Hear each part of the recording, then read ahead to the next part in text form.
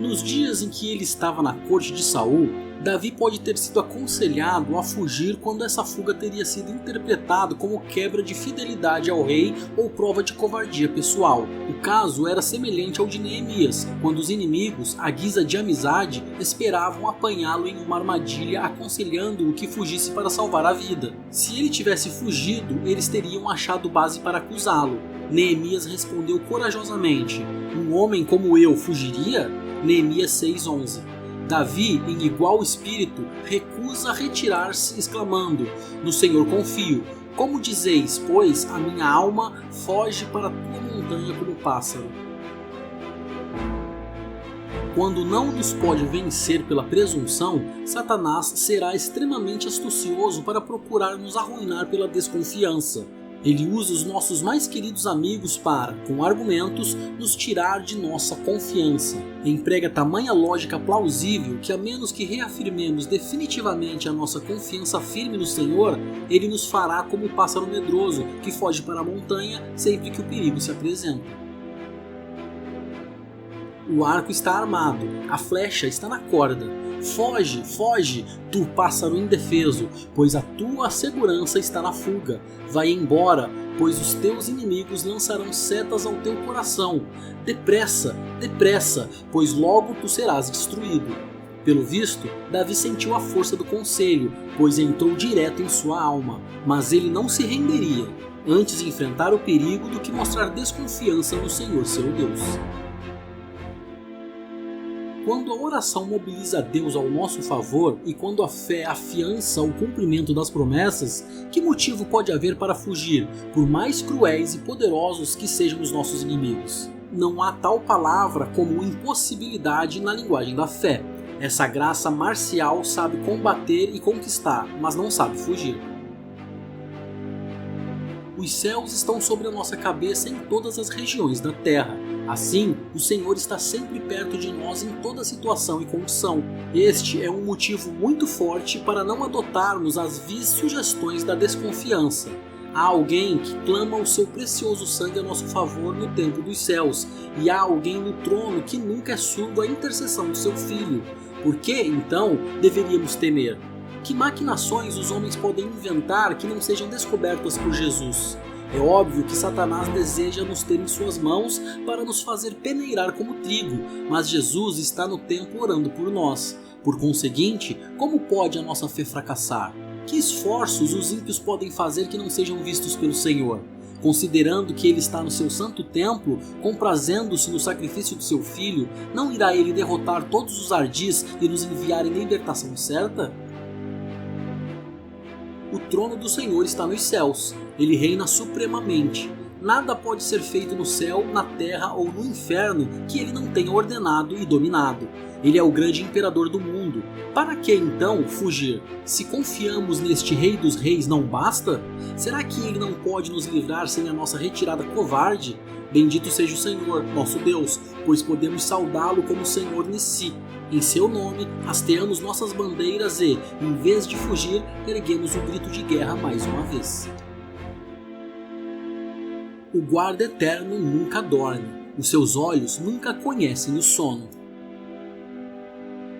Deus inspeciona rigorosamente as ações, palavras e pensamentos dos homens.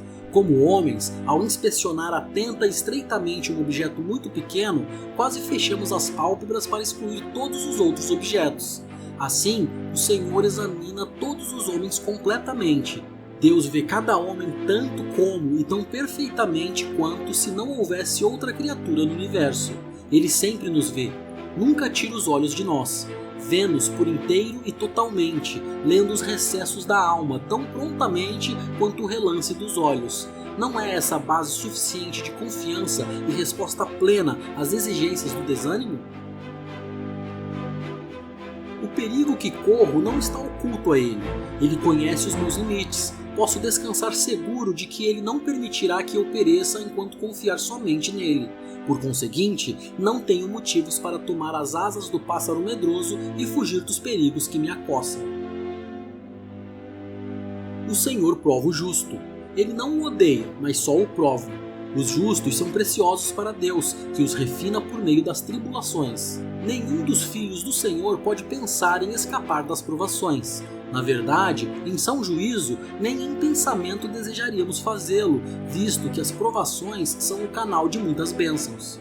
Não é esta razão extremamente convincente para não nos esforçarmos suspeitosamente em evitar as provações? Pois se procurarmos evitá-las, estaremos procurando evitar as bênçãos. Por que então fugirei dos ímpios? Se Deus os aborrece, não terei medo deles. Amã era muito grande no palácio até que perdeu a preferência. Quando o rei o aborreceu, como ficaram ousados os piores servos a ponto de sugerir a forca para o homem a quem eles tinham temido. Olhemos para a marca negra no rosto dos perseguidores e não fugiremos. Se Deus está na disputa tanto quanto nós, seremos tolos em questionar o resultado ou evitar o conflito. Sodoma e Gomorra foram destruídos por uma chuva de enxofre e fogo do céu. Este será o fim de todos os ímpios. Reunir-se-ão como Gog e Magog para a guerra, mas o Senhor fará cair sobre eles uma chuva inundante e grandes pedras de saraiva, fogo e enxofre. Ezequiel 38:22. Como será terrível essa tempestade que derrotará os que desprezam a Deus? Que torrente se derramará para sempre sobre a cabeça indefesa dos pecadores impenitentes no inferno. Arrependam-se, rebeldes, ou logo esse dilúvio abrasador engolfará vocês. Os horrores do inferno serão a herança, a propriedade inalienável, eis a porção do seu copo. Vocês sorverão os sedimentos desse copo, bebendo-o para sempre. Uma gota do inferno é terrível, mas o que diremos de um copo cheio de tormentos?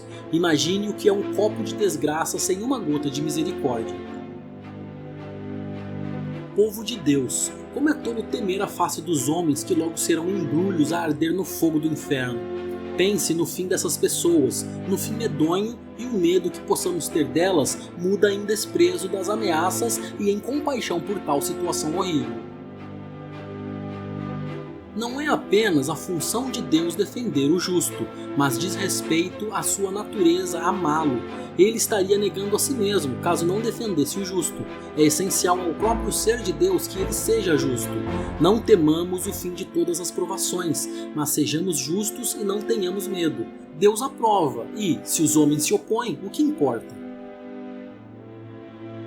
Não há por que estarmos fora do âmbito do cuidado divino, pois Deus está com o rosto voltado para nós. Ele observa, aprova, se alegra com os retos.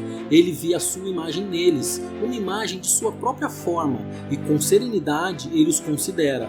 Ousaremos estender a mão à iniquidade para escapar da aflição?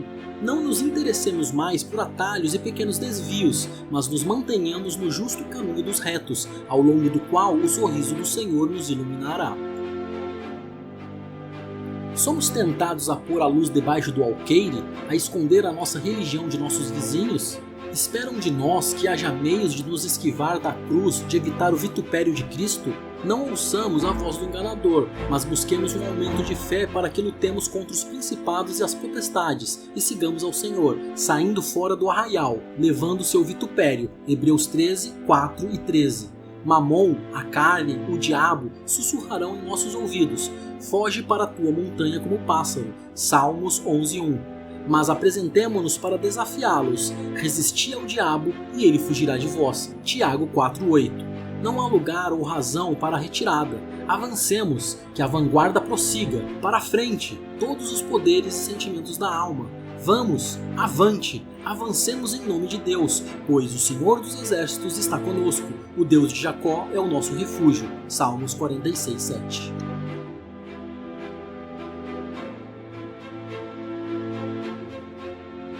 Salmos capítulo 11. No Senhor me refugio. Como então vocês dizem à minha alma? Fuja como um pássaro para o seu monte.